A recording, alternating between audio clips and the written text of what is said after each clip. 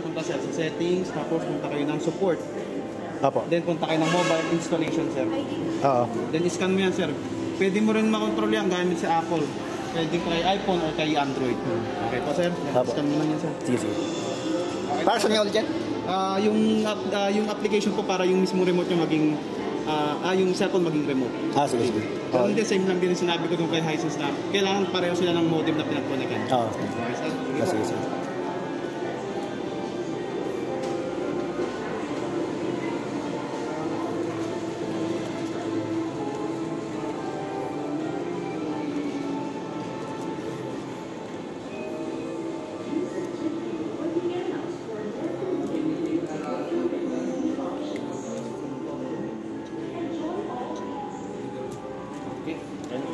Oo.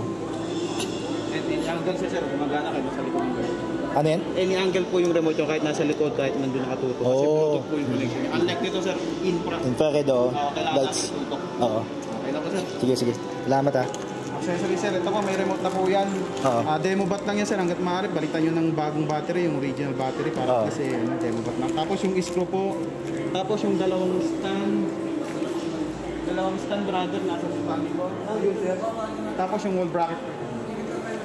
Malaki po itong wall bracket, good for 65 talaga siya. Sige. Okay po. Sige po. Thank you. Box ko na po sir. Proper sir, wag po sa panel lang hawak kapag mag-unbox tayo. Hanggat maaari, dalawa po yung gagawa para dalawa yung bubuhat. Huwag sa panel yung hawak. Yes, opo. Paano yung hawak? Clamp nyo lang po sa mismong likod na lang sir, ganun lang po. Okay, sige, sige. Oo. Noted dyan. Po talaga sa panel yung hawak kasi napaka-sensitive ko lang mga ganun. Oo.